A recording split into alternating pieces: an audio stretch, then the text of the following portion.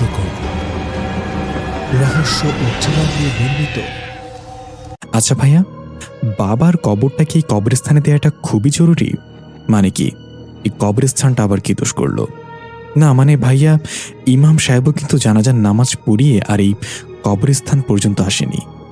এছাড়া এই গ্রামের মুরব্বী লোকেরাও কিন্তু এই কবরস্থানে বাবাকে দাফন করতে নিষেধ করেছেন। তাদের মতে এটা একটা অভিশপ্ত কবরস্থান এবং এখানে যাদেরই কবর দেয়া হয় তাদের আত্মা নাকি কোনোদিনই শান্তি পায় না।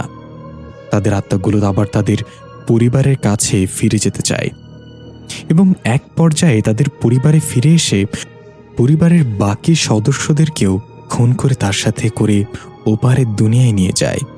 তুই কি পাগল হয়ে গেছিস? তুই না ঢাকা বিশ্ববিদ্যালয়ের পদার্থবিজ্ঞানের ছাত্র? একজন বিজ্ঞানের ছাত্র হয়ে এতটা মূর্খের মতো কথা বলিস কি করে তুই? এরা গ্রামের মানুষ, এরা এখনো নানান কুসংস্কারে বিশ্বাস করে জীবনযাপন করে। এরা মূর্খ, তাই এরা এরকম বোকার মতো অদ্ভুত কথা বলছে। এই অশরীরী আত্মা বলে কিছুই হয় না, এসব হলো কুসংস্কার। এই কবরস্থানে বাবার কবর দেয়া হবে আর আমাদের কিছুই হবে না। তাছাড়া এই গ্রামে আর কবরস্থানই বা কই? যদিও একটা আছে, তাও গ্রামের অনেক ভেতরে। শহর থেকে এসে সেখানে গিয়ে বারে বারে কবর জিয়ারত করাটাও অনেক ভেজাল হবে। তার চেয়ে ভালো এখানে কবরটা দেয়া। এছাড়া বাবার শেষ ইচ্ছাও ছিল তার মৃত্যুর পর যেন তার কবর শহরে না দিয়ে গ্রামে দেয়া হয়। তাই তুই এটা নিয়ে আর এত চিন্তা করিস না, বাবার কবর এখানে দেয়া হবে। আমরা যে কজন আছি আমরা সবাই মিলেই কবরটা দিতে পারবো, গ্রামের কাউকেই আর লাগবে না। শুধু তুই দাঁড়িয়ে থাক। কথা হচ্ছিল আবির এবং আসিফের মধ্যে। তারা দুই ভাই, তারা দুজনেই স্থায়ীভাবে শহরে বাস করে। আবির পরিবারের ছোট ছেলে এবং আসিফ বড় ছেলে। আবির এবার ঢাকা বিশ্ববিদ্যালয়ের পদার্থ বিজ্ঞানের অনার্স দ্বিতীয় বর্ষের ছাত্র, আর আসিফ লেখাপড়া শেষ করে বর্তমানে একটা ব্যাংকে কাজ করে। আসিফ বিবাহিত এবং তার একটি 5 বছর বয়সের মেয়েও আছে। তারা শহরে বাবা মা এবং দুই ভাই, আসিফের স্ত্রী ও মেয়ে মিলে একটা জয়েন্ট ফ্যামিলিতে থাকত। কিন্তু হঠাৎই তাদের বাবা ব্রেন স্ট্রোক করে মারা যান। আর তার বাবার অনেক ইচ্ছা ছিল তাকে যেন গ্রামের বাড়িতে কবর দেয়া হয়। তাই আসিফ এবং আবির তার বাবার লাশ নিয়ে এই গ্রামের বাড়িতে এসেছেন। শহর থেকে আসিফের এক মামা এবং কিছু বন্ধুও তাদের সাথে এসেছেন কবর দিতে। আসিফ এবং আবির জন্মের পর থেকেই শহরে বড় হয়েছেন, খুব একটা গ্রামে আসা হয়নি তাদের। তাই এই গ্রামটা সম্পর্কে অনেক কিছুই জানে না তারা। তাই কবর দিতে এসে নানান গ্রাম্য মানুষের নানান অদ্ভুত রকমের কথার শিকার হচ্ছেন তারা। তবে এসব কিছুকে ভুলে তারা তাদের বাবাকে কবর দেওয়ার জন্য প্রস্তুতি নিচ্ছিল গ্রাম থেকে কিছুটা দূরের একটা পুরাতন কবরস্থানে। কিন্তু গ্রামের লোকেদের মতে এটা একটা অভিশপ্ত কবরস্থান। এই কবরস্থানে 12 বছর ধরে কাউকে কবর দেয়া হয় না। এখানে যাদেরই কবর দেয়া হয় তাদের আত্মা আর কোনোদিন মুক্তি পায় না। তাদের আত্মা অভিশপ্ত হয়ে যায় এবং তাদের পরিবারের মানুষের কাছে ফিরে যেতে চায়। কিন্তু তাদের পরিবার আর তাদের স্বাভাবিকভাবে গ্রহণ করে না এবং তাই এই আত্মাগুলো সেই পরিবারের সদস্যদের খুন করে তার সাথে করে ওপারের দুনিয়ায় নিয়ে যায়। গ্রামের লোকেরা বলেন এরকম ঘটনা নাকি পূর্বেও অনেকবার ঘটেছে। আবির গ্রামের লোকেদের কিছুটা কথা শুনে ভয় পেয়ে যায়, কিন্তু আসিফ কিছুতেই তাদের কথা বিশ্বাস করে না, কারণ এই কথাগুলোর সাথে বাস্তবতার সে কোনো মিলই খুঁজে পায় না। গ্রামে থাকা তাদের আত্মীয় স্বজনরাও বারে বারে তাদের নিষেধ করেছিল যে এই কবরস্থানে যাতে তাদের বাবাকে তারা কবর না দেয়, কিন্তু আসিফ তাদের কারোর কথাই কানে দেয় না। সে জেদ করে বসে যে এই কবরস্থানে তার বাবাকে কবর দিবে সে। এছাড়া শহর থেকে এই কবরস্থানে আসাটাও সহজ। তাই কবর দেয়া নিয়ে আসিফের সাথে নানান তর্কে জড়িয়ে তার গ্রামের কোনো আত্মীয় স্বজনই তার বাবার দাফন দিতে আসেনি এখানে। এখন 3.5 হাত গর্তের সামনে শুধু দাঁড়িয়ে আছে আসিফ, আবির, তাদের মামা, আসিফের 4 জন শহরের বন্ধু এবং 2 জন লোক যারা এই কবরটা খুঁড়তে এসেছে। আর একটা খাটিয়া রয়েছে যেখানে তাদের বাবার লাশ রয়েছে। লাশটা দাফনের জন্য সবকিছুই প্রায় জোগাড় করা হয়েছে। এরপর যেই তারা দাফনের কাজ শুরু করবে ঠিক তখনই কবরস্থানে একটা পাগলের প্রবেশ। পাগল লোকটাকে দেখে সবাই প্রথমে বেশ ভয় পেয়ে যায়। পাগলটার পরনে ছিল শুধু একটা ছেঁড়া লুঙ্গি আর একটা ছেঁড়া গেঞ্জি। পাগল লোকটা দৌড়াতে দৌড়াতে তাদের সামনে এসে হাজির হলো। এরপর অনেকটা কাঁদতে কাঁদতে তাদেরকে বিনয় করে বলতে লাগলো, তোমরা কি মরতে এখানে এসেছো? তোমরা কি পাগল হয়ে গেছো? তোমাদের কি নিজেদের জীবনের প্রতি কোনো মায়া নেই? তোমরা চলে যাও এখান থেকে। এখানে কাউকে কবর দিও না, তাহলে তোমাদের পরিবারের আর কেউ বেঁচে থাকবে না। ও তোমাদের কাউকে বাঁচতে দেবে না। চলে যাও এখান থেকে। নিজে থেকে অভিশাপকে আহ্বান করো না। পাগল লোকটার কথা শুনে আবির এবং সবাই বেশ ভয় পেয়ে যায়। এদিকে আসিফ উল্টো অনেক বেশি রেগে যায়। সে পাগলটাকে ধাক্কা মারতে মারতে কবরস্থান থেকে বের করে দেয় আর বলে, এতটাই কি খারাপ পরিস্থিতিতে পড়েছি নাকি যে শেষ পর্যন্ত একটা পাগলের উপদেশ আমাদের শুনতে হবে? আসলেই এগুলো পাগলের প্রলাপ। চলো তাড়াতাড়ি কবরটা দিয়ে দেই। আকাশের অবস্থা বেশি ভালো না, মনে হয় বৃষ্টি আসবে। এরপরেই তারা সেই কবরস্থানে তাদের বাবার কবর দিতে ব্যস্ত হয়ে পড়ে এবং কিছুক্ষণের মধ্যেই কবর দিয়ে দেয় তারা। কিন্তু কবর দেওয়ার সময় আসিফ এক অন্যরকম অনুভূতি অনুভব করে, যা আসিফ এর আগে কখনো করেনি। আসিফ যখন কবরে নেমে তার বাবার লাশটা মাটিতে রাখে, তখন এক অন্য রকম গায়ে শিহরণ আনা অনুভূতি তাকে গ্রাস করতে থাকে। কবরের লাশটা রাখার পর যেই লাশটার মুখের উপর থেকে কাফনের কাপড়টা সরায় আসিফ, সে তার বাবার লাশের মুখটা দেখেই অনেকটা ভয় পেয়ে যায়। সে ভাবে যে বাবার লাশের চেহারাটা তো এতক্ষণ এতটা ভয়ঙ্কর লাগেনি, স্বাভাবিক একটা লাশের মতোই লেগেছিল। তাহলে কবরের ভিতরে লাশটা রাখতেই এতটা ভয়ঙ্কর রূপ ধারণ করলো কেন? সে এর আগেও অনেক আত্মীয়র লাশে কবরে রেখেছে, কিন্তু এতটা ভয়ঙ্কর অনুভূতি তার মনে কখনো জন্ম দেয়নি। কবরে দাঁড়িয়েই কিছুক্ষণ এই বিষয়টা নিয়ে ভাবার পর আসিফ ব্যাপারটাকে স্বাভাবিকভাবেই গ্রহণ করে। সে ভাবল, গ্রামের লোকগুলোর মুখে কবরস্থানটা সম্পর্কে এরকম অদ্ভুত কথা শোনার পর হয়তো তার মনে উল্টাপাল্টা চিন্তা এসে বাসা বাঁধছে। তাহলে সব ঘটনাই হয়তো স্বাভাবিকভাবেই ঘটছে। এরপর দ্রুত তারা দাফন কাজটা সেরে ফেলে। কবর দেওয়ার পর তারা নিজেরাই মোনাজাত করে আবার তাদের শহরের বাড়ির উদ্দেশ্যে রওনা দেয়। এদিকে কবর দেওয়ার পর সবাই স্বাভাবিকভাবেই কবরস্থান থেকে বেরিয়ে আসলেও আবিরের মনে অনেকটা ভয় কাজ করছিল। সে কবরস্থান থেকে বের হওয়ার পথে বারে বারে শুধু তার বাবার কবরের দিকে ফিরে ফিরে তাকাচ্ছিল। তার কেন যেন মনে হচ্ছিল তাকে সেখান থেকে কেউ ডাকছে। সে বেশ ভয় পেয়ে যায়।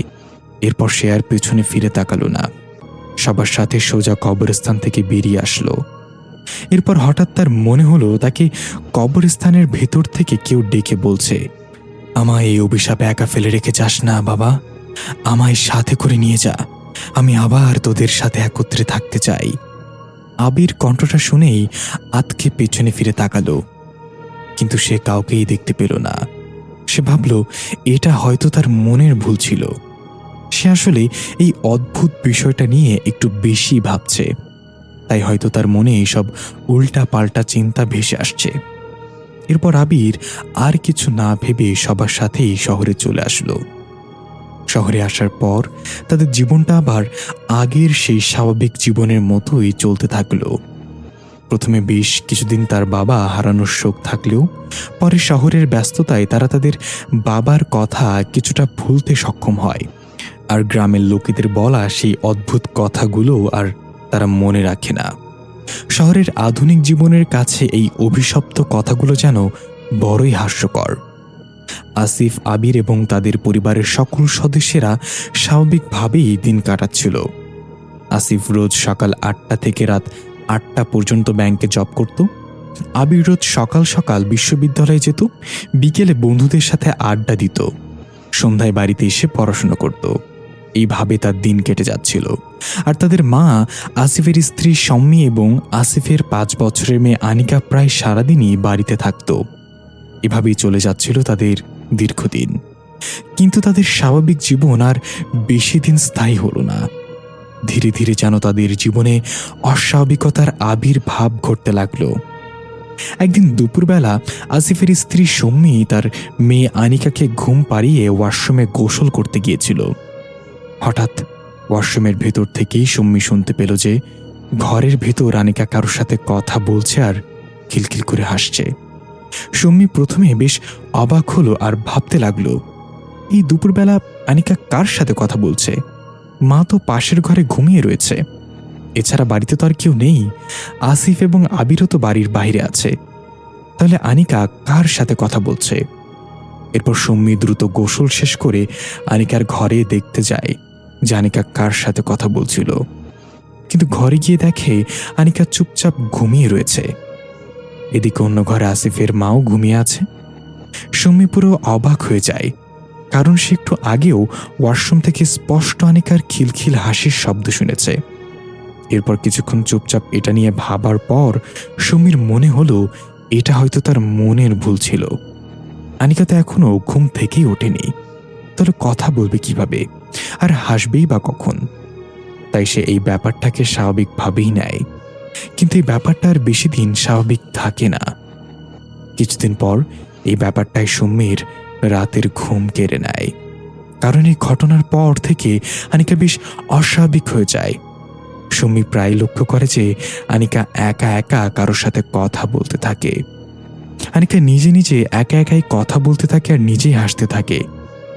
আনিকা এমনভাবে কথা বলে যেন মনে হয় তার পাশে অন্য একটা লোক বসে রয়েছে আর সে আনিকার সাথে গল্প করছে। যদিও সুমি আনিকার পাশে কাউকেই দেখতে পায় না। সুমি এবং আনিকা রাতে একসাথেই ঘুমায়। মাঝরাতে যেই সুমির ঘুম ভাঙে, সে লক্ষ্য করে আনিকা কারোর সাথে একা একাই কথা বলছে। সুমি ঘুম থেকে উঠে দেখতেই আনিকা চুপ হয়ে যায় আর চোখ বন্ধ করে ঘুমানোর অভিনয় করে। একটা 5 বছর বয়সের মেয়ের হঠাৎ এরকম অদ্ভুত ব্যবহার করাটা মোটেও কোনো স্বাভাবিক ঘটনা না। আনিকার এরকম অদ্ভুত ব্যবহার একমাত্র সুমি লক্ষ্য করে। বাড়ির আর কারোর চোখেই অদ্ভুত ব্যাপার ধরা পড়ে না। সুমি প্রথম দিকে এই ঘটনাকে স্বাভাবিকভাবেই নিয়েছিল, তাই বাড়ির অন্য কাউকে এই সম্পর্কে কিছুই বলে না। কিন্তু ধীরে ধীরে বিষয়টা আরো জটিল হয়ে যাচ্ছিল, তাই বাধ্য হয়েই আসিফকে এই ঘটনাটা খুলে বলে সুমি। আসিফ প্রথমে শুনে ঘটনাটা বিশ্বাস করে না। সে ভাবে সুমির হয়তো কোথাও ভুল হচ্ছে, না হলে একটা 5 বছর বয়সের মেয়ে কি কখনো এরকম অদ্ভুত ব্যবহার করতে পারে? আসিফ প্রথমে বিশ্বাস না করলেও পরে ছুটির দিনগুলোতে আনিকার দিকে লক্ষ্য রাখতে থাকে। এরপর সুমির মতো আসিফও লক্ষ্য করে যে আনিকা এখন একা একা থাকতে বেশি পছন্দ করে। সে কখনো ছাদে, কখনো নিজের ঘরে শুধু একা একা বসে নিজে নিজেই কথা বলতে থাকে। সে এমনভাবে কথা বলে যে মনে হয় তার পাশে অন্য একজন লোক রয়েছে এবং সে তার সাথে গল্প করছে। এবার বিষয়টা নিয়ে আসিফও সুমির মতো বেশ চিন্তায় পড়ে যায়।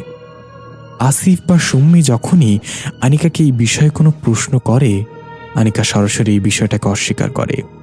সে বলে তার একা থাকতে ভালো লাগে, কিন্তু সে কারোর সাথে কথা বলে না। এরপর আসিফ এবং সুমি আরো বেশি চিন্তায় পড়ে যায়। আনিকার এরকম গুছিয়ে মিথ্যা বলাটা তাদের আরো বেশি চিন্তায় ফেলে দেয়। কারণ আনিকা মোটেও এই ধরনের মেয়ে ছিল না, আর একটা বাচ্চা মেয়ে। তাই তারা ভাবে এই বাচ্চা মেয়েটা হঠাৎ এতটা বদলে গেল কিভাবে। তারপর তারা ভাবে আনিকা তার দাদাকে অনেক বেশি পছন্দ করত, তাই হঠাৎ তার দাদার মৃত্যুর কারণে হয়তো আনিকা মানসিকভাবে অসুস্থ হয়ে পড়েছে। তাই আনিকাকে ঘুরতে নিয়ে যাওয়ার কথা বলে সুমি আর আসিফ। তাকে একটা শিশু বিশেষজ্ঞ ডাক্তারের কাছে নিয়ে যায় ঘুরতে নিয়ে যাওয়ার কথা বলে। ডাক্তার অনেকক্ষণ আনিকার সাথে নানান বিষয় নিয়ে কথা বলে। এরপর আসিফ এবং সুমিকে জানায় যে আনিকা পুরোপুরি সুস্থ রয়েছে। বাচ্চা ছেলেমেয়েরা খেলার ছলে এমন একটু একটু অদ্ভুত অভিনয়ও শুরু করে এবং দুষ্টুমিও করে থাকে। যেহেতু তাদের বাড়িতে আনিকার সাথে খেলার মতো সমবয়সী কেউ নেই, তাই হয়তো আনিকা একাকিত্ব দূর করার জন্য এমনটা করে। এটা কয়েক মাস পর এমনিতেই স্বাভাবিক হয়ে যাবে।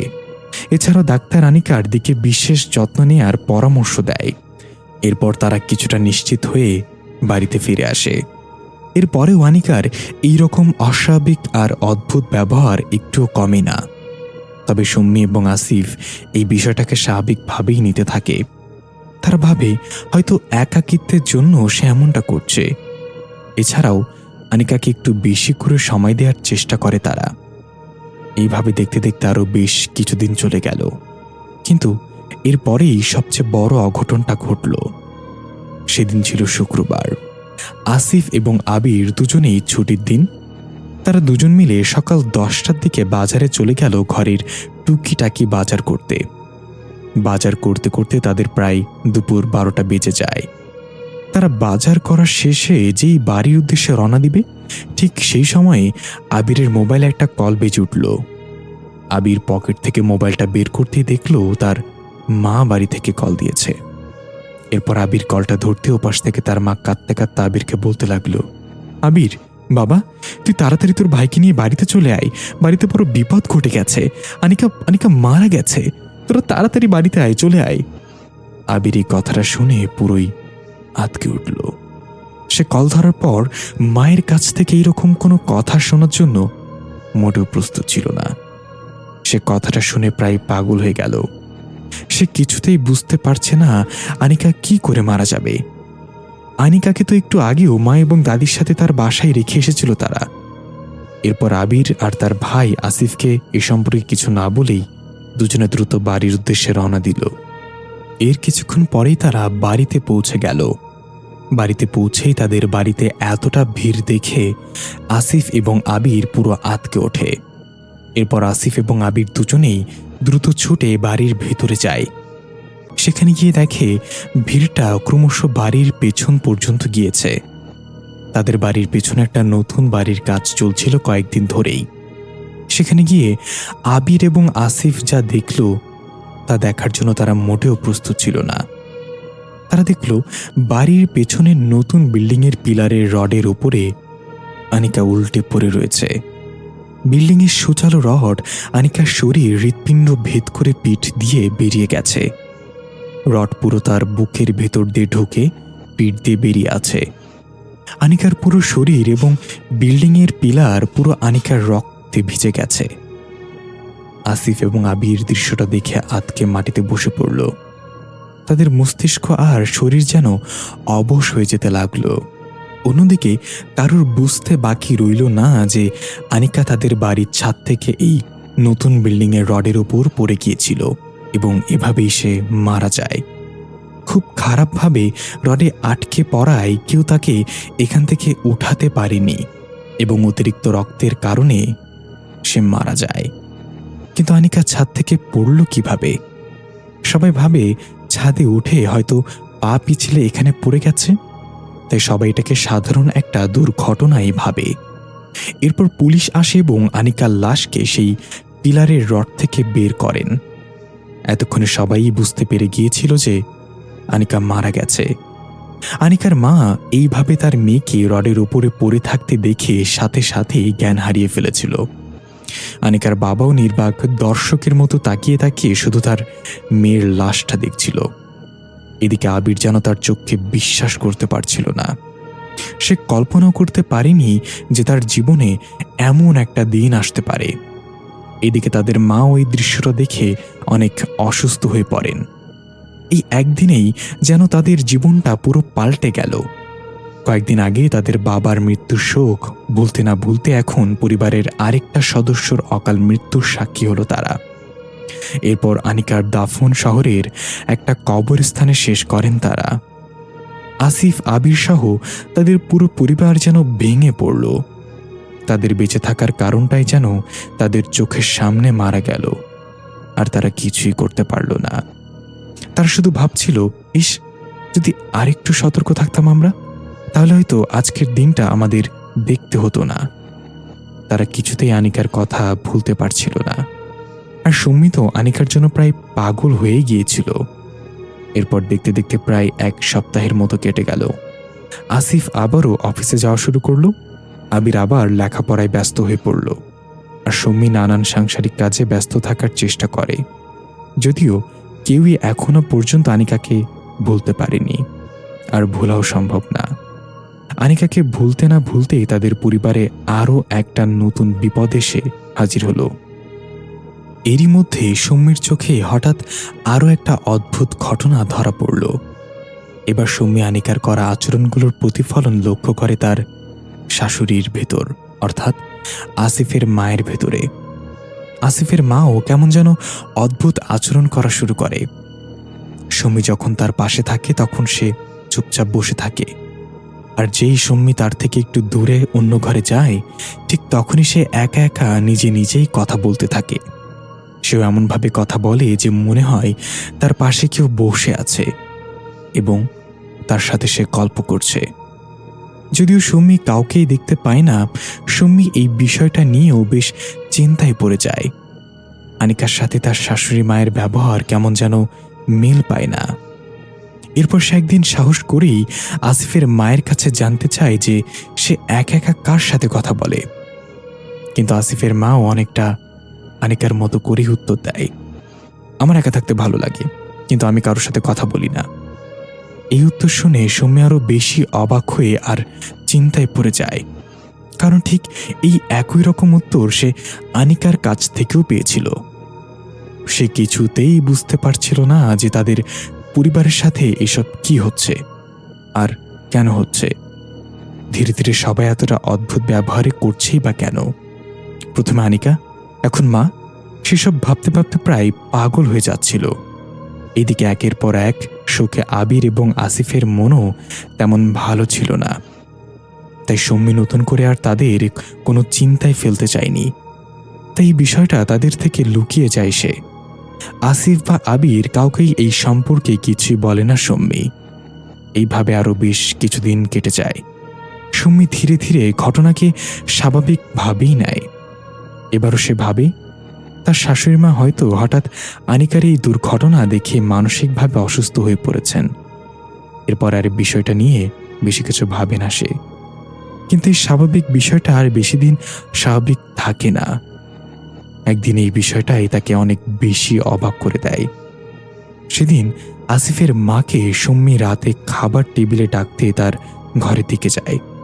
সুম্মি যেই তার শাশুড়ি মায়ের ঘরের সামনে গেল, সে দেখল দরজাটা ভালো করে চাপিয়ে দেওয়া রয়েছে, আর ভিতর থেকে তার শাশুড়ির কথা বলার শব্দ ভেসে আসছে। কিন্তু এবার সে একা একা কথা বলছিল না। এবার আসিফের মায়ের কণ্ঠের সাথে আরো একটা কণ্ঠ সুম্মির কানে ভেসে আসলো। কণ্ঠটা একটা বৃদ্ধ লোকের। কণ্ঠটা শুনে সুম্মির বুঝতে বাকি রইল না যে আরে, এটা তো আসিফের বাবার কণ্ঠ। সুম্মি পুরো আঁতকে ওঠে। আসিফের বাবা তো মারা গেছে, তাহলে আসিফের মা তার সাথে কথা বলছে কি করে? এরপর সুম্মি অবাক হয়ে দ্রুত দরজাটা ধাক্কা মেরে ভেতরে যায় এটা দেখতে যে ভেতরে আসলে কে আছে, কার সাথে আসিফের মা কথা বলছেন। কিন্তু এরপর সুম্মি যা দেখল তা দেখে সুম্মি আরো বেশি অবাক হয়ে গেল, কারণ ঘরের ভেতরে শুধু আসিফের মা একা চুপচাপ বসে রয়েছে, আর কেউ নেই। কিন্তু একটু আগেও তো বাইরে থেকে সে ঘরের ভেতরে স্পষ্ট আসিফের বাবার কণ্ঠ শুনেছে। সুমি বেশ অবাক হয়ে ঘরের এদিক ওদিক আসিফের বাবাকে খুঁজতে থাকে, কিন্তু আসিফের মা ছাড়া আর কাউকেই দেখতে পায় না সে। এরপর সুমি অবাক হয়ে আসিফের মাকে প্রশ্ন করে, মা, আপনি কার সাথে কথা বলছিলেন? সুমির কথাটা শুনে আসিফের মা কিছুটা অবাক হয়ে উত্তর দেয়, আমি আবার কার সাথে কথা বলবো, আমি তো চুপচাপ এখানে বসেছিলাম। সুমি এরকম উত্তর শুনে আর কিছুই বলতে পারিনি আসিফের মাকে। সুমি শুধু ভাবছিল তাহলে কি সে ভুল কিছু শুনছে। এরপর ভাবল হয়তো ভুল কিছুই শুনেছে, না হলে মৃত মানুষ কি আবার কখনো ফিরে এসে কারোর সাথে কথা বলতে পারে নাকি। এরপর সুমি কিছুটা স্বাভাবিক হয়ে তার শাশুড়ি মাকে নিয়ে খাবার টেবিলে যায় রাতের খাবার খেতে। আসিফ, আবির, সুমি এবং তাদের মা চারজন মিলে একসাথে খাবার টেবিলে রাতের খাবার খাওয়া শুরু করে। খাবার খাওয়ার মাঝখানেই আসিফের মা হঠাৎ খুব রেগে খাবারের প্লেটটা ছুঁড়ে মেঝেতে ফেলে দেয়। এটা দেখে সবাই অবাক হয়ে দাঁড়িয়ে যায়। এরপর আসিফের মা পাগলের মতো হাসতে থাকে। সে হাসতে হাসতে কেঁদে ফেলে, আবার কাঁদতে কাঁদতে হাসতে থাকে। তাকে হঠাৎ এরকম অদ্ভুত ব্যবহার করতে দেখে সবাই ভয় পেয়ে যায়। তারা কিছুতেই বুঝতে পারে না যে মা আবার হঠাৎ এমন অদ্ভুত ব্যবহার করছে কেন। আসিফ এবং আবির তাকে ধরতে যায়, কিন্তু তাদের মা তাদের প্রচুর শক্তিতে ধাক্কা দিয়ে মেঝেতে ফেলে দেয়। আসিফ, আবির কেউই বুঝতে পারে না যে তাদের সাথে এটা কি হচ্ছে। তাদের মা হঠাৎ এতটা অদ্ভুত ব্যবহার করছে কেন তাদের সাথে। এরপর তাদের মা হঠাৎ চিৎকার করে কাঁদতে কাঁদতে বলতে থাকে, কেউ বাঁচবে না, কারোর বাঁচা উচিত হবে না, তোরাও বাঁচবি না, ওর সবাইকে রাখছে, সবাই তার কাছে যাবে। এটুকু কথা বলেই পাগলের মতো দৌড়াতে দৌড়াতে তাদের মা বাড়ি থেকে বেরিয়ে চলে যায়। আবির আর আসিফ কেউ বুঝতে পারে না তাদের মা হঠাৎ করে পাগল হয়ে গেল কিভাবে, আর বাড়ির বাইরে কোথায় যাচ্ছে সে। এরপর তার পিছু পিছু আবির, আসিফ, সুম্মি তিনজনই ছুটতে থাকে। যতক্ষণে তারা বাড়ির বাইরে পৌঁছালো, দেখলো বাড়ির সামনের রাস্তায় একটা রক্তাক্ত দেহ পড়ে রয়েছে। আবির আর আসিফ দেখে বুঝতে পারল যে এটা তাদের মায়ের দেহ। তাদের মা দৌড়াতে দৌড়াতে হঠাৎ একটা ট্রাকের সামনে এসে দাঁড়িয়েছিল। ট্রাক ড্রাইভারটা হঠাৎ তাকে দেখে কিছু বুঝে গাড়িটা থামাতে থামাতেই তাদের মা গাড়ির চাকার নিচে পিষে গিয়েছিল। আসিফ আর আবির তাদের মায়ের রক্তাক্ত দেহ এইভাবে দেখে পুরো আঁতকে ওঠে। এরপর আশেপাশের লোক ও আবির, আসিফ মিলে তাদের মাকে নিয়ে দ্রুত হাসপাতালে যায়। কিন্তু যতক্ষণে তারা হাসপাতালে পৌঁছায় তার আগেই তাদের মা পৃথিবীর মায়া ত্যাগ করে উপরের দুনিয়ায় চলে যায়। ডাক্তার তাদের মাকে মৃত ঘোষণা করেন। এরপরে আবির, আসিফ, সুম্মি তিনজনেই কান্নায় ভেঙে পড়েন। তাদের পরিবারের দ্বিতীয় শোক নেমে আসে। আবার তাদের বাড়িতে আত্মীয় স্বজনেরা এসে ভিড় জমায়। তাদের মায়ের লাশকেও শহরের একটি কবরস্থানে দাফন করে দেয়া হয়। সবাই তাদের মায়ের মৃত্যুটাকে একটা সাধারণ সড়ক দুর্ঘটনা ভাবে, কিন্তু আবির, আসিফ আর সুম্মি তো জানে যে এটা কোনো সাধারণ দুর্ঘটনা ছিল না। তাদের মায়ের সাথে নিশ্চয়ই অস্বাভাবিকভাবে অদ্ভুত কিছু ঘটেছিল, তাই সে আত্মহত্যা করেছেন। কিন্তু কি ঘটে থাকতে পারে, এটাই কারোর মাথায় আসছিল না। এছাড়া তাদের এলাকার মানুষ এবং তাদের শহরের আত্মীয় স্বজনেরা এই বিষয়টা নিয়ে বেশ চিন্তায় পড়ে গিয়েছিলেন। একসাথে পরিবারের এতগুলো সদস্যর ধীরে ধীরে মৃত্যু তাদের কাছে বেশ অস্বাভাবিক লাগছিল। কিন্তু যখন পরিবারের কোনো সদস্যই এর কোনো সমাধান করতে পারছেন না বা উত্তর খুঁজে পাচ্ছে না, তখন এরা আর কি করবে। এরপর দেখতে দেখতে আরও বেশ কিছুদিন কেটে যায়। আবির, আসিফ আর সুম্মি শারীরিকভাবে বেঁচে থাকলেও তাদের আত্মিক মৃত্যু অনেক আগেই ঘটে গিয়েছিল। হঠাৎ কাছের মানুষগুলোকে হারিয়ে তারা সবাই মানসিকভাবে অনেক অসুস্থ হয়ে পড়েন। এই ঘটনার পর সুম্মি আসিফ এবং আবিরকে আগের ঘটা সব ঘটনা খুলে বলেন। সুম্মির দেখা সেই অদ্ভুত ঘটনাগুলোও সে তাদের জানায়। সুম্মি বলে যে মাও আনিকার মতো বেশ কিছুদিন ধরে খুব একা একা থাকত এবং একা একাই নিজের সাথে কথা বলে যেত। এই কথা শুনে আসিফ এবং আবির কিছুটা আন্দাজ করতে পারে যে এই দুইজনের মৃত্যুর মধ্যে নিশ্চয়ই কোনো সম্পর্ক রয়েছে, কিন্তু কি সম্পর্ক থাকতে পারে এটা তারা কেউই আন্দাজ করতে পারে না। তাদের জীবন যেন ধীরে ধীরে আরো বেশি অস্বাভাবিক হয়ে যাচ্ছিল।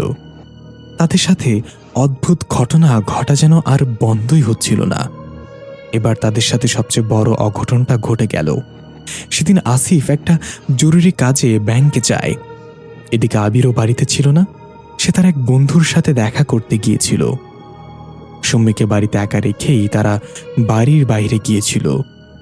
আসিফ ব্যাংকে জরুরি কাজ করছিল, ঠিক সেই সময়ে তার মোবাইলে তার মামার নাম্বার থেকে একটা কল আসলো। আসিফ কলটা ধরে স্বাভাবিকভাবেই বলল, হ্যালো মামা। এরপর তার মামা তাকে যা বলল তা শোনার জন্য আসিফ মোটেও প্রস্তুত ছিল না। তার মা বলল, তুই কোথায় রে বাবা, তাড়াতাড়ি বাড়িতে চলে আয়, একটা বড় সর্বনাশ ঘটে গেছে। তোদের পুরো বাড়িতে আগুন লেগে গেছে, বাড়ির সবকিছু পুড়ে গেছে, তুই তাড়াতাড়ি বাড়িতে চলে আয়। মামার মুখে হঠাৎ এই কথাটা শুনে আসিফ ভয় আটকে ওঠে। সে জানে যে সুম্মি একা বাড়িতে রয়েছে, তাহলে তার আবার কিছু হয়নি তো। এরপর আসিফ আবিরকে কল দিয়ে এই আগুন লাগার কথাটা জানায়। আবিরও এই একই রকম কথা শোনার জন্য মোটেও প্রস্তুত ছিল না। সে ভয়ে আটকে ওঠে এবং সুম্মির কথা চিন্তা করতে থাকে।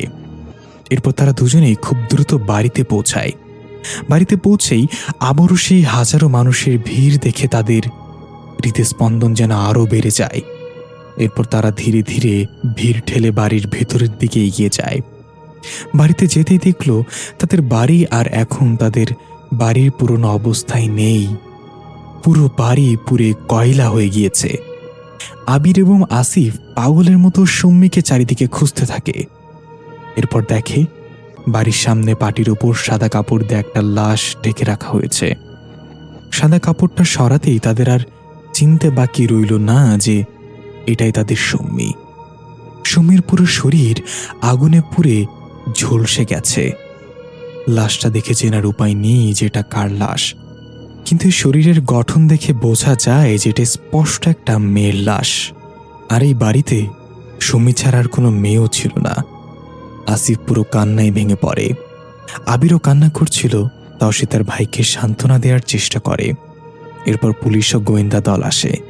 এর আগেই ফায়ার সার্ভিসও চলে এসেছিল। তারা নানান তদন্ত করার পর অবশেষে জানায় যে হয়তো গ্যাস সিলিন্ডার ব্লাস্ট হয়ে এই পুরো বাড়িতে আগুন ছড়িয়ে পড়ে। আর এই মেয়েটা অর্থাৎ সুমি সে সময় রান্নাঘরে ছিল, তাই সে সাথেই আগুনে পুড়ে মারা যায়। একের পর এক দুর্ঘটনায় তাদের পরিবারের সদস্যদের এইভাবে মৃত্যু ঘটেই চলছিল। প্রথমে 5 বছরের বাচ্চা মেয়ে আনিকা ছাদ থেকে পড়ে মারা গেল। এরপর আবির এবং আসিফের মা গাড়ি দুর্ঘটনায় মারা গেল। আর এবার সুমি গ্যাস সিলিন্ডারের দুর্ঘটনায় আগুনে পুড়ে মারা গেল। এই সব কিছু কি শুধু দুর্ঘটনা ছিল নাকি অন্য কিছু? একসাথে একই পরিবারের এতগুলো দুর্ঘটনা মোটেও স্বাভাবিক ছিল না। কেউ এগুলোকে স্বাভাবিকভাবে নিচ্ছিল না।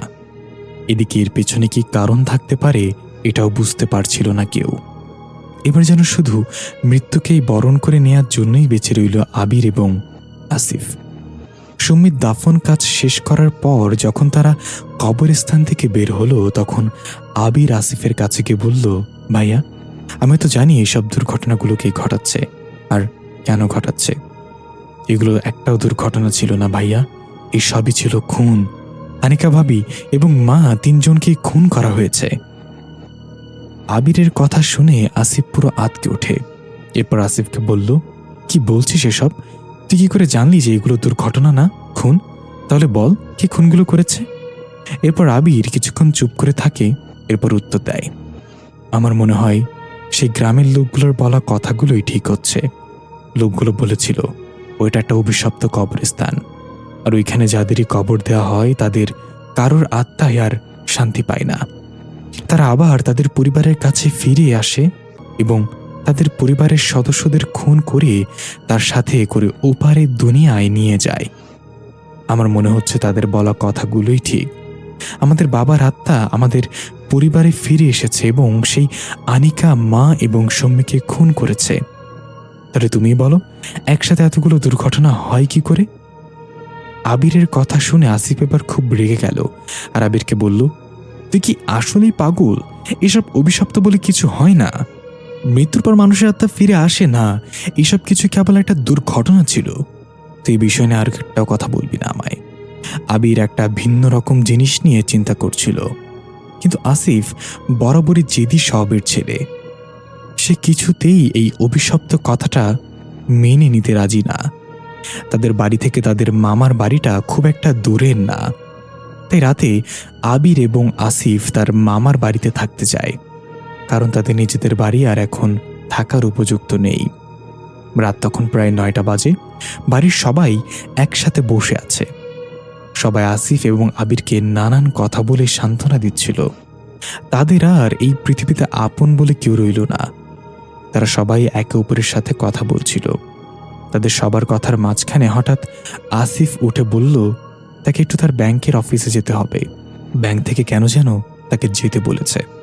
বাড়ির সবাই তাকে যেতে নিষেধ করল, বলল, আজ এমন একটা দুর্ঘটনা ঘটল, তাই আজ আর এত রাত করে অফিসে যেতে হবে না। কিন্তু আসিফ কারোর কোনো কথাই শুনল না। সে বলল, তাকে নিয়ে ব্যাংকে কি সমস্যা হয়েছে। আবির তার সাথে যেতে চাইলে সে আবিরকেও যেতে না করল। এরপর সে তার মামার প্রাইভেট কারটা নিয়ে অফিসের পথে ছুটল। আবির বেশ অবাক হয়ে গিয়েছিল। আজকের দিনে তার স্ত্রী মারা গেল আর রাতের বেলাতে এসে সেটা ভুলে অফিসে যেতে চাচ্ছে। এরপর এটা নিয়ে আর বেশি কিছু ভাবল না সে। রাত তখন প্রায় 12টা বাজে। নিজের ঘরেই একা একা বসেছিল আবির। এরপর ভাবল, এত রাত হয়ে গেছে, এখনো তার ভাইয়া বাড়িতে আসছে না কেন। এটা ভাবতে ভাবতে তার মোবাইলে আসিফের নাম্বার থেকে একটা কল আসলো। নাম্বারটা দেখে আবির দ্রুত কলটা ধরল। কলটা ধরতেই ওপাশ থেকে আসিফের কাঁদো কাঁদো কণ্ঠ ভেসে আসলো। আসিফ এমনভাবে কথা বলছিল যেন মনে হচ্ছিল সে কোনো কিছু একটা দেখে প্রচুর ভয় পেয়েছে। আসিফ কাঁদতে কাঁদতে আবিরকে বলতে লাগলো, আমায় বাঁচা ভাই, সেই গ্রামের লোকগুলোর কথাই ঠিক হয়েছে, বাবার আত্মা আবার ফিরে এসেছে, আমায় আমায় বাঁচা। এইটুকু বলেই আসিফ কলটা কেটে দিল।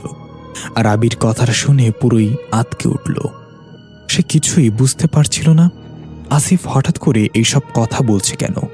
এবার কি তাহলে আবার আসিফের কোনো বিপদ হলো? আবির কথাটা ভাবতেই বেশ ভয় পেয়ে গেল। সে তার পরিবারের সব সদস্যদের হারিয়েছে, এখন যদি আসিফেরও কিছু হয় তাহলে সে বাঁচবে কি নিয়ে? এরপর আবির আসিফের নাম্বারে কয়েকবার কল দেওয়ার চেষ্টা করে, কিন্তু আসিফের নাম্বারটা বন্ধ পায় সে। এবার তার চিন্তা যেন আরো বেড়ে যায়। সে দ্রুত তার মামার ঘরে যায়। এরপর আবির তার মামাকে সব কথা খুলে বলে। আবির বলে যে আসিফ হয়তো কোনো বিপদে পড়েছে। সে কাঁদতে কাঁদতে একটু আগে আবিরকে কল দিয়েছিল, এরপর হঠাৎই কলটা কেটে যায়। এরপর থেকে আসিফের নাম্বারটা বন্ধ রয়েছে। আবিরের মামাও কথাটা শুনে বেশ চমকে ওঠে। সেও আবিরের মতো বেশ চিন্তায় পড়ে যায়। এরপর আবির এবং তার মামা দুজনে মিলেই খুব দ্রুত বাড়ি থেকে বেরিয়ে আসিফকে খুঁজতে যায়। প্রথমে তারা আসিফের ব্যাংকের অফিসে যায়, কিন্তু সেখানে গিয়ে তারা আরো বেশি অবাক হয়, কারণ সেখানে গিয়ে তারা জানতে পারে যে আসিফ আজ রাতে অফিসেই আসেনি বা তাকে জরুরিভাবে কেউ অফিস আসতে বলেনি। তারা কথাটা শুনে পুরোই অবাক হয়ে যায় আর ভাবে আসিফ শুধু শুধু তাদেরকে মিথ্যা কথা বলে এত রাতে বাড়ি থেকে বের হলো কেন। তাদের চিন্তার মাত্রা যেন আরো বেড়ে গেল। এরপর আবির এবং আবিরের মামা শহরের অনেকগুলো রাস্তা ঘুরে বেড়ায় আসিফকে খুঁজতে, কিন্তু কোথাও আসিফকে খুঁজে পায় না তারা। এর ভেতরেও আসিফকে অনেকবার কল দেয় আবির, কিন্তু সেই একইভাবে বারে বারে আসিফের মোবাইলটা বন্ধ পায় সে। এইভাবে দেখতে দেখতে রাত প্রায় 3টা বেজে যায়। এরপর রাস্তায় চলতে চলতে হঠাৎ আবির এবং তার মামা লক্ষ্য করে যে রাস্তায় একটা নির্দিষ্ট জায়গায় অনেকগুলো মানুষ ভিড় করে দাঁড়িয়ে আছে। কয়েকজন পুলিশও সেখানে ভিড় করে দাঁড়িয়ে থাকতে দেখা যাচ্ছে। আবির এবং তার মামা বেশ অবাক হয়। তারা ভাবে যে এত রাতে রাস্তার পাশে এতগুলো মানুষ ভিড় করে দাঁড়িয়ে আছে কেন। এরপর আবির এবং তার মামা ধীরে ধীরে সেই জায়গাটার দিকে এগিয়ে যায়। এরপর ভিড় ঠেলে একটু সামনে যাওয়ার পর তারা যা দেখল তা দেখে তারা পুরোই আঁতকে উঠল। তারা দেখল যে একটা গাড়ি রাস্তার পাশের একটা বড় গাছের সাথে ধাক্কা খেয়ে দুমড়ে মুচড়ে রাস্তার পাশে পড়ে রয়েছে। গাড়িটা দেখে তাদের চিনতে বাকি রইল না যে আরে এটা তো সেই গাড়িটা, যে গাড়িটা আসিফ একটু আগে রাতের বেলা বাড়ি থেকে নিয়ে বেরিয়েছিল। তারা গাড়িটা দেখে আঁতকে উঠে কাঁদতে থাকে। এরপর গাড়ির একটু কাছে যেতেই তারা দেখল যে আসিফের রক্তাক্ত শরীর গাড়ির ভেতর পড়ে রয়েছে। আসিফের লাশটা দেখে আবির এবং তার মামা দুজনেই পুরো নির্বাক হয়ে গেল। তারা কিছুই বুঝতে পারছিল না, তারা কল্পনাও করতে পারছিল না যে আসিফ মারা গেছে। তারা ভাবতে লাগলো যে আসিফ এইভাবে অ্যাক্সিডেন্ট করলো কিভাবে। আসিফ তো বেশ ভালো গাড়ি চালাতে পারে। এরপর সেখানকার পুলিশ তাদের জানালো যে আসিফের গাড়ি হয়তো ব্রেক ফেল করেছিল, তাই সে ব্রেক নিয়ন্ত্রণ করতে না পেরে এই গাছের সাথে গাড়িটা ধাক্কা লাগিয়ে দেয় এবং এক পর্যায়ে অতিরিক্ত রক্তপাতের কারণে সে মারা যায়। এরপর আশেপাশের সব মানুষেরা এই অ্যাক্সিডেন্টের শব্দ পেয়ে সেখানে ছুটে আসে এবং পুলিশের খবর দেয়। যদিও কেউ নিজের চোখে এই দুর্ঘটনাটা হতে দেখেনি, কিন্তু নিঃসন্দেহে এটি একটি বড় দুর্ঘটনা। আর এই দুর্ঘটনা রাত প্রায় 12টার দিকে ঘটে। কথাটা শুনে আবিরের মামা বেশ অবাক হয় এবং চমকেও যান, কারণ সে জানত যে তার গাড়িতে কোনো রকম সমস্যা ছিল না, আর ব্রেকে সমস্যা থাকার তো কোনো প্রশ্নই আসে না। তাহলে গাড়িটা ব্রেক ফেল করলো কিভাবে? আবির এবং তার মামা কিছুক্ষণ চুপচাপ সেখানে বসে রইল। আবির জানে যে এটাকেও সবাই একটা স্বাভাবিক সড়ক দুর্ঘটনা ভেবে উড়িয়ে দেবে, কিন্তু আবির জানে যে এটা মোটেও কোনো স্বাভাবিক দুর্ঘটনা না, এটা একটা খুন। তার মাথায় শুধু আসিফের বলা সেই শেষ কথাগুলোই ঘুরতে থাকে। আমায় বাঁচা ভাই, সেই গ্রামের লোকগুলোর বলা কথাই ঠিক হয়েছে, বাবার আত্মা আবার ফিরে এসেছে। আবির বুঝতে পারে যে তার ধারণাই ঠিক ছিল। তার বাবার আত্মা আসলে আবার ফিরে এসেছে এবং সেই এক এক করে তার পরিবারকে সদস্যদেরকে ওপারের দুনিয়ায় নিয়ে যাচ্ছে। প্রথমে আনিকা, তারপর তাদের মা, এরপর সুম্মি, আর এখন তার বড় ভাই আসিফকেও খুন করেছে সে। এইভাবে সবাইকে খুন করছে সে, আর এখন শুধু একজনই বেঁচে আছে। আবির জানে যে এরপর সে একজন ওপারের দুনিয়ায় পাড়ি জমাবে। সে একজনকেও তার বাবা খুন করবে। সে একজন আর কেউ না, হ্যাঁ, সে বাকি একজন আবির নিজেই। আবির জানে যে এরপর সে নিজেও মারা যাবে। তার মৃত্যু অতি সন্নিকটে। পরিবারের বাকি সদস্যদের মতো সে হয়তো কোনো এক দুর্ঘটনায় মারা যাবে। তার মৃত্যুর এবার কেউ ঠেকাতে পারবে না। এরপর দেখতে দেখতে প্রায় সকাল হয়ে যায়। আসিফের লাশকে তাদের বাড়িতে নিয়ে যাওয়া হয়। তার নানার আত্মীয় স্বজনেরা আবার বাড়িতে এসে ভিড় জমাতে থাকে, কান্নাকাটি করতে থাকে। তবে এই ঘটনাগুলো আবিরের কাছে এখন যেন একটা স্বাভাবিক ঘটনা হয়ে গেছে, কারণ সে 2 মাসে কয়েকবার এরকম ঘটনার সম্মুখীন হয়েছেন। তার অনুভূতিগুলো এখন যেন মারা গেছে। সে একজন জীবন্ত লাশের মতো দাঁড়িয়ে দাঁড়িয়ে শুধু সবার কর্মকাণ্ড দেখছিল। এরপর শহরে একটি কবরস্থানে আসিফেরও দাফন কাজ শেষ করা হয়। এরপর দেখতে দেখতে প্রায় রাত হয়ে যায়। তাদের সব আত্মীয় স্বজনেরা আবিরকে সান্ত্বনা দিয়ে ধীরে ধীরে বাড়ি যায়। আবিরের মামা আবিরকে তাদের বাড়িতে গিয়ে রাত থাকতে বলেন, কিন্তু আবির অনেকটা পাগলের মতো ব্যবহার করতে শুরু করে। সে একে একে অন্ধকারে সেই আগুনে পুড়ে কয়লা হয়ে যাওয়া তাদের বাড়ির ভিতরে বসে থাকে। তার মামাকেও সে এখান থেকে চলে যেতে বলে। আবির তার মামাকে বলে সে একটু পরেই তার বাড়িতে যাবে, এখন সে একটু একা থাকতে চায়। এরপর আবিরের মামাও আবিরকে ছেড়ে তার বাড়িতে চলে যায়। পুরো বাড়িতে আবির শুধু একা একা চুপচাপ বসে থাকে। সে যেন জানে তার মৃত্যু অনেক নিকটে চলে এসেছে। হয়তো একটু পরে এই বাড়িতেই তার মৃত্যু ঘটবে, হয়তো একটু পরেই সে তার পরিবারের বাকি সদস্যদের কাছে ওপারের দুনিয়ায় চলে যাবে। আবির বসে বসে মৃত্যুর জন্য অপেক্ষা করছিল। এরপর হঠাৎ সে ভাবল, আসলে কি এই অভিশাপ থেকে বেঁচে ফেরার আর কোনো উপায় নেই? আসলে কি মৃত্যু নিশ্চিত? আসলে কি তার বাঁচার আর কোনো সুযোগ নেই? সে কি পারে না এই অভিশাপকে ধ্বংস করে আবার একটা স্বাভাবিক জীবনে ফিরে যেতে? তার নিজের মৃত্যু ছাড়া কি তার বাবার আত্মাকে মুক্তি দেওয়ার আর কোনো উপায় নেই? এরকম হাজারো প্রশ্ন এসে আবিরের মাথায় ঘুরপাক খায়। আবির এবার যেন বেঁচে থাকার জন্য কিছুটা আশা পায়।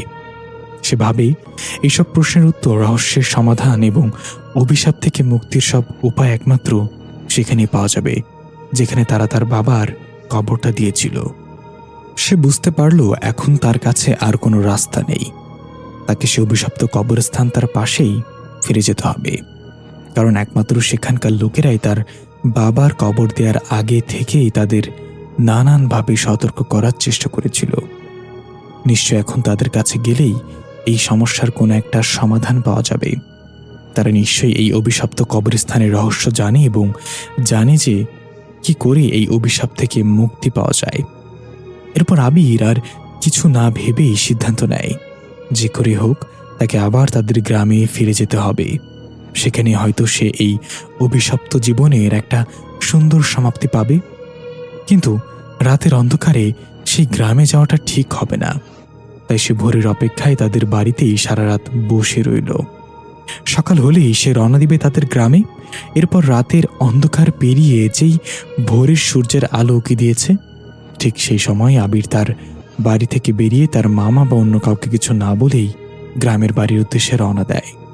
প্রায় অনেকটা সময় বসে থাকার পরে অবশেষে সে তার গ্রামের বাড়ি পৌঁছালো।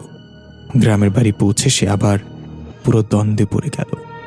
সে ভাবছিল যে সে গ্রামে তো ঠিকই পৌঁছে গেছে, কিন্তু এখন সে কি করবে? সে সাহায্যের জন্য গ্রামে কার কাছে যাবে? সে কাকে বিশ্বাস করে এসব ঘটনা খুলে বলবে? কে তাকে সবচেয়ে বেশি সাহায্য করতে পারে? এরপর আবিরের হঠাৎ মনে পড়ল এই গ্রামের ইমাম সাহেব তাদের সবার প্রথমে সতর্ক করেছিল। তাহলে নিশ্চয়ই এই অভিশপ্ত কবরস্থান সম্পর্কে সেই সবচেয়ে ভালো জানে, আর এই অভিশাপ থেকে কিভাবে মুক্ত হতে হবে এটা হয়তো সে জানে। এরপর আর বেশি কিছু না ভেবে আবির ইমাম সাহেবের সাথে দেখা করতে মসজিদে যায়। ইমাম সাহেব আবিরকে দেখে খুব একটা অবাক হয় না। স্বাভাবিকভাবে একটা মুচকি হাসি দিয়ে সে আবিরকে বলে, আমি জানতাম যে তোমাদের পরিবারের কেউ না কেউ বেঁচে থাকবে এবং এই গ্রামে ফিরে আসবে, আবার আমার কাছে এই অভিশাপের ব্যাপারটার ব্যাখ্যা চাইবে। এরকম ঘটনা এর আগে পূর্বে অনেকবার ঘটেছে, আর এর পরেও আরও ঘটবে। ইমাম সাহেবের কথাটা শুনে আবির কিছুক্ষণ চুপ হয়ে থাকে। এরপর কাঁদতে কাঁদতে ইমাম সাহেবকে আবির সব ঘটনা খুলে বলে। সেই গ্রাম থেকে শহরে যাওয়ার পর থেকে এই পর্যন্ত তার পরিবারের সাথে যা যা ঘটেছে, পরিবারের সকল সদস্যদের ধীরে ধীরে নানান দুর্ঘটনায় পড়ে মারা যাওয়া, সব ঘটনা পরিষ্কারভাবে আবির ইমাম সাহেবকে খুলে বলেন। ইমাম সাহেব কথাটা শুনে কিছুক্ষণ চুপ করে রইলেন। এরপর আবিরকে বললেন, এরকমটা তো হওয়ারই ছিল।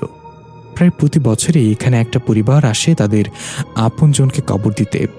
আমাদের নানান নিষেধ থাকার পরেও তারা অনেকটা জেদ করেই ওই কবরস্থানে তাদের পরিবারকে কবর দেয়, এবং যাকে কবর দেওয়া হয় তার আত্মার কোনোদিনও শান্তি পায় না।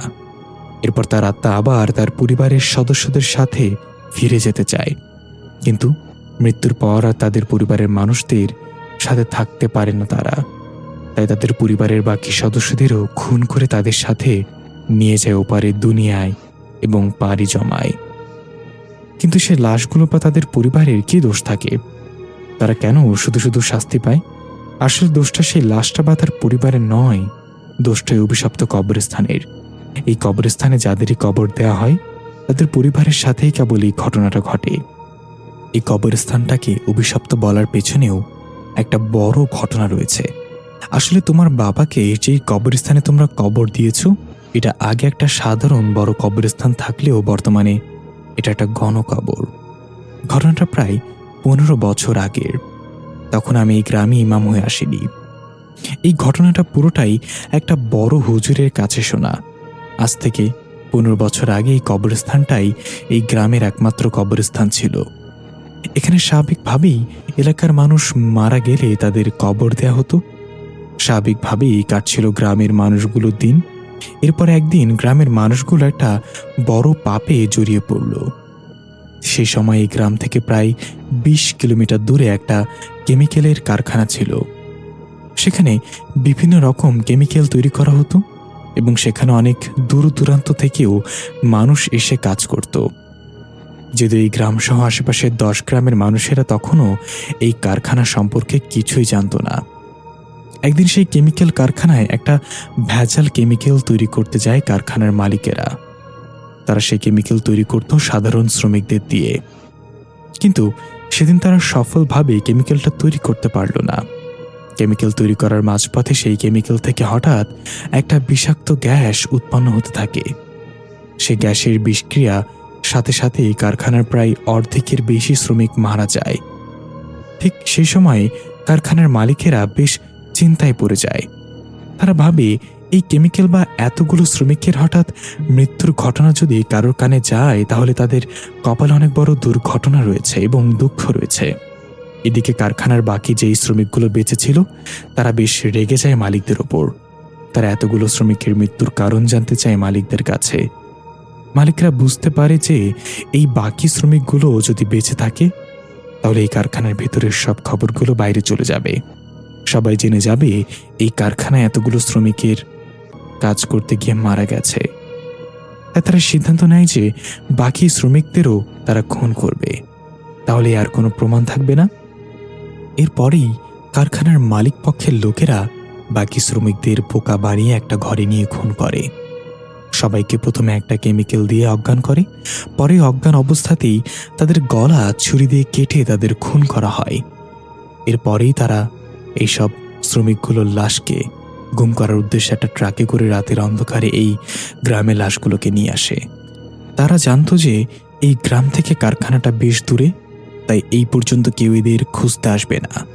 এরপর এই গ্রামে এসে গ্রামের প্রভাবশালী মানুষদের মোটা অঙ্কের টাকা দিয়ে এই কবরস্থানটা এক রাতের জন্য নেয় তারা। এরপর একটা গণকবর খুঁড়ে সেখানকার শ্রমিকদের লাশকে জানাজা ছাড়া ওই অবস্থাতেই গর্তে ফেলে পুঁতে রাখে ওই কারখানার মালিকের দল।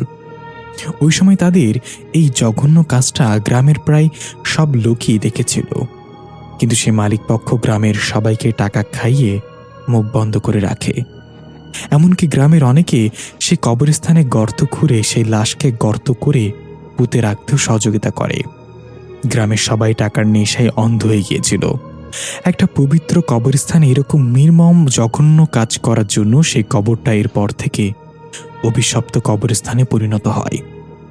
সেই শখানেক শ্রমিকের মধ্যে কারোর আত্মাই আর মুক্তি পায় না, তাদের আত্মাগুলো সেই কবরস্থানে আটকা পড়ে থাকে।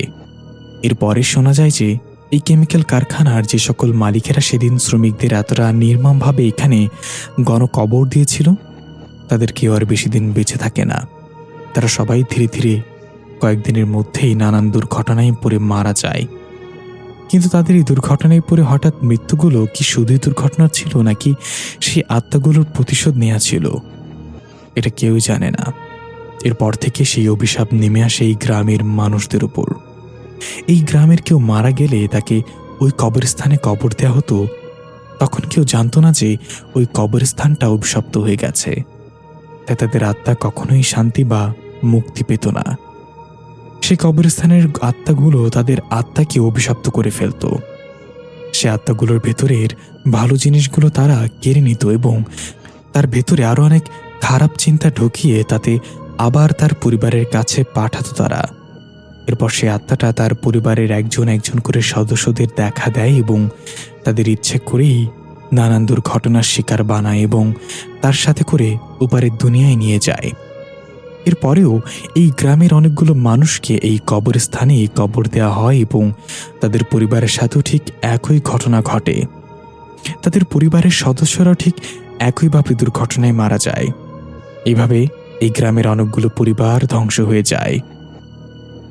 তখন এই গ্রামের মানুষগুলো তাদের অপরাধ বুঝতে পারে এবং বুঝতে পারে যে নিশ্চয়ই কবরস্থানটাকে সেই আত্মাগুলো অভিশপ্ত করে রেখেছে, তাই এই রকম অঘটন ঘটছে। তাই গ্রামবাসী এরপর থেকে আজ পর্যন্ত প্রায় 12 বছর ধরে ওই কবরস্থানে কারোর কবর দেয়া নিষিদ্ধ করে দেয়। এরপর তারা নতুন একটা কবরস্থান তৈরি করে এবং আজ পর্যন্ত সেখানে আমরা নতুন লাশদের কবর দেই। কিন্তু 12 বছর ধরে এই কবরস্থানকে নিষিদ্ধ করা হলেও প্রায় প্রতি বছরেই এখানে আমাদের নিষেধ অমান্য করে একটা না একটা পরিবার এসে তোমাদের মতো তাদের পরিবারের কোনো সদস্যকে এখানে কবর দিয়ে যায় এবং তাদের সাথেও ঠিক একই ঘটনা ঘটে। তোমাদের পরিবারেও ঠিক একই ঘটনা ঘটেছে। তোমারও সেই অভিশাপের শিকার হয়েছ। তোমার বাবার আত্মাটা আবার ফিরে এসে তোমাদের পরিবারের সব সদস্যদের ধীরে ধীরে দেখা দেয় এবং তাদের নানান দুর্ঘটনার ফাঁদে ফেলে খুন করে। এখন হয়তো শুধু তুমিই বাকি রয়েছ। এত সব ঘটনা বাবার কবর দেওয়ার আগে আপনি কেন আমাদের বলেননি? বলার অনেক চেষ্টা করেছিলাম তোমার বড় ভাইকে, কিন্তু সে আমার পুরো কথা শোনে না। সে এর আগেই আমাকে গণ্ডমূর্খ বলে তাড়িয়ে দেয়। তোমাদেরকে অনেকবার সতর্ক করা হয়েছিল এইসব কবরস্থানে তোমাদের বাবার কবর দিও না, কিন্তু তোমরা আমাদের কারোর কথাই শুনোনি। যদি আমরা একটু সতর্ক থাকতাম তাহলে হয়তো আমাদের পরিবারটা আজ এই অবস্থা হতো না। কিন্তু এখন কি আমার মৃত্যু নিশ্চিত? এই অভিশাপ থেকে বাঁচার কি আর কোনো উপায় নেই? হয়তো আছে, তবে উপায়টা আমার জানা নেই। আমি একটা বড় হুজুরের ঠিকানা তোমাকে দিচ্ছি, হয়তো সে তোমাকে এই ব্যাপারে কোনো সাহায্য করতে পারে।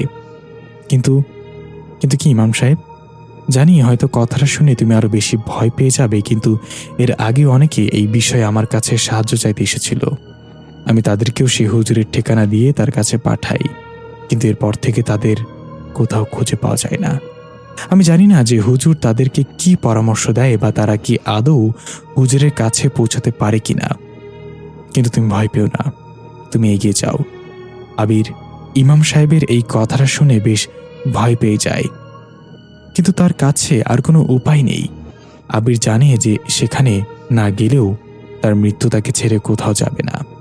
এরপর আবির ইমাম সাহেবের কাছ থেকে সেই বড় হুজুরের ঠিকানা নিয়ে তার বাড়ির উদ্দেশ্যে রওনা দেয়। বড় হুজুরের বাড়িতে পৌঁছাতে পৌঁছাতে প্রায় বিকেল হয়ে যায়, তবে পথে সে কোনো বিপদের সম্মুখীন হয়নি। এরপর সে বড় হুজুরের কাছে গিয়ে তার সব ঘটনা খুলে বলে। আবিরের কথাগুলো শুনে হুজুর কিছুক্ষণ চুপ করে রইলেন। এরপর কিছুটা গম্ভীর কণ্ঠে আবিরকে বললেন, এটা তো হওয়ারই ছিল, তোদেরকে তো আগে থেকেই সতর্ক করে দেওয়া হয়েছিল, তাও তোরা শুনিসনি। ভুলের মশগুল তো সবাইকে দিতেই হয়, তাই তোর পরিবারকেও সবাইকে দিতে হয়েছে। এবার তুইও দিবি। কিন্তু এই অভিশাপ থেকে মুক্তির কি কোনো উপায় নেই? সেই শ্রমিকগুলোর আত্মাদের মুক্তি দিয়ে কবরস্থানে আবার অভিশাপ মুক্ত করা কি পুরোই অসম্ভব? হ্যাঁ, এটা কিছুতেই সম্ভব না। কারণ যারা সেই শ্রমিকগুলোর মৃত্যুর জন্য দায়ী ছিল এবং বাকি নিরাপদ কর্মীদের খুন করেছিল, তাদের সবাইকে সেই অভিশপ্ত আত্মাগুলো খুন করে ফেলেছে। তারপরেও তাদের অভিশপ্ত আত্মাগুলো কেন এখনো মুক্তি বা শান্তি পেল না, এটা কারোরই জানা নেই। তাই সে কবরস্থানকে অভিশাপ মুক্ত করার আর কোনো উপায় আমার জানা নেই। তবে তুই চাইলে শুধু নিজে ওই অভিশাপ থেকে মুক্ত হতে পারিস, শুধু নিজের জীবনটাই বাঁচাতে পারিস তুই। কিন্তু কিভাবে? তুই এখন সে অভিশপ্ত কবরস্থানটাতে যাবি, তারপর তোর বাবাকে যেখানে কবর দিয়েছিলি সেই কবরটা খুঁড়বি। কবরটা খোঁড়ার পর তার কাফনে মোড়া লাশটা কবর থেকে উঠাবি। এরপর অন্য যে কোনো একটা কবরস্থানে আবার তাকে কবর দিয়ে দিবি। এরপরে তোর বাবার আত্মা মুক্তি পেয়ে যাবে, আর তোর কোনো বিপদ হবে না, তুই বেঁচে যাবি। যদি এই অভিশাপটা এরপরেও শেষ হবে না, এরপরে অন্য কোনো পরিবার আবার তাদের পরিবারের কোনো সদস্যকে ঠিক এইভাবে অভিশপ্ত কবরস্থানে কবর দিলে তাদের পরিবার আবার এই একই রকম পরিস্থিতিতে পড়বে। কেউ মুক্তি পাবে না, সবাই ওপারে চলে যাবে। তবে তুই একটা কথা মনে রাখিস, তুই যখন কবর খোঁড়া শুরু করবি তখন সেই কবরস্থানের অনেক আত্মা তোকে বাধা দেওয়ার চেষ্টা করবে, নানানভাবে ভয় দেখানোর চেষ্টা করবে। তবে তারা তোর কোনো ক্ষতি করতে পারবে না। কিন্তু তুই যদি অর্ধেক কবর খোঁড়ার পর ভয় সেখান থেকে পালিয়ে যাওয়ার চেষ্টা করিস, তাহলে তারা তোকে আর বাঁচতে দিবে না, অথবা তুই পুরো পাগল হয়ে যাবি। সেই বড় হুজুরের কথাগুলো শুনে তার কাছে বিদায় নিয়ে আবির আবার তার গ্রামের দিকে রওনা হলো। গ্রামে পৌঁছাতে পৌঁছাতে আবিরের প্রায় রাত হয়ে গেল। সে গ্রামের একজনের কাছ থেকে একটা কোদাল এবং একটা লাইট ধার নিল। এরপর সে কবরস্থানের দিকে এগিয়ে যেতে লাগলো। সেই কবরস্থানে এমনি দিনের বেলা গেলেই যে কেউ ভয় পেয়ে যাবে, আর আবির রাতের অন্ধকারের লাইটের আলোতে একা একা সে কবরস্থানে যায়। এটা ভেবেই ভয়ে আবিরের গলা প্রায় শুকিয়ে যাচ্ছিল, তার শরীরের রক্ত যেন ঠান্ডা হয়ে যাচ্ছিল, তার শরীরের লোমগুলো অদ্ভুত শিহরণে দাঁড়িয়ে যাচ্ছিল। আবির ভয়ে ভয়ে তার বাবার কবরের সামনে গিয়ে দাঁড়ালো। এরপর ধীরে ধীরে তার বাবার কবরটা খুঁড়তে থাকলো। আবিরের মনে ভয় যেন আরো বেড়ে যাচ্ছিল। হঠাৎ আবিরের মনে হয় অনেকগুলো অশরীরী আত্মা তার পেছনে দাঁড়িয়ে আছে। তারা তাকে কবরটা খুঁড়তে বাধা দেওয়ার চেষ্টা করছে, তারা তাকে কবরটা খুঁড়তে নিষেধ করছে। কিন্তু আবির সেদিকে লক্ষ্য না করে মনে কিছুটা সাহস এনে কবরটা খুঁড়তেই থাকে। তার মনে হচ্ছিল নানান অজানা শক্তি তার কাছে এসে ভিড় জমাচ্ছিল। এরপর আবিরের মনে হয় যে তার পেছন থেকে তার বাবা, মা, আসিফ, সম্মি আনিকা তাকে ডাকছে, তাকে এই কবর খুঁড়তে তারা নিষেধ করছে। কিন্তু আবির এটাকেও পাত্তা দেয় না। সে জানে সে এইসব ধোঁকা খাচ্ছে। এরপরেও সে কবর খুঁড়তেই থাকে। কবর খুঁড়তে খুঁড়তে সে লক্ষ্য করে যে এই কয় মাসে কবরে দেয়া বাঁশ মাটি সব মাটিতে মিশে গেছে। এরপর কবরটা আর একটু খুঁড়তেই সে তার পায়ের সাথে কোনো এক শরীরের স্পর্শ পায়। সাথে সাথে ভয়ে তার শরীরের লোম দাঁড়িয়ে যায়। এরপর আবির হাত দিয়ে কবরের নিচের মাটি সরাতে থাকে। কিছুক্ষণ মাটি সরানোর পর আবির যা দেখল তা দেখার জন্য সে মোটেও প্রস্তুত ছিল না। সে হালকা লাইটের আলোতে দেখল যে কাফনের কাপড়ে মোড়া তার বাবার লাশটা কবরের ভেতর পড়ে রয়েছে। তার বাবার লাশটার চোখ খোলা, চোখ দুটো যেন সোজা আবিরের চোখের দিকে তাকিয়ে রয়েছে। মনে হচ্ছে চোখ দুটো যেন এখনো বেঁচে রয়েছে, আর একটু পরেই হয়তো লাশটাকে টেনে কবরে শুইয়ে দিবে। কি ভয়ঙ্কর লাশটার চেহারা!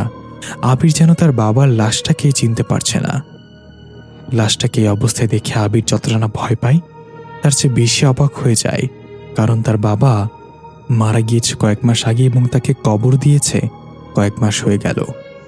এত দিনে তো তার বাবার লাশটা পচে গলে মাটিতে মিশে যাওয়ার কথা, কিন্তু লাশটা দেখে মনে হচ্ছে হয়তো একটু আগে কেউ এসে এখানে কবর দিয়ে গেছে।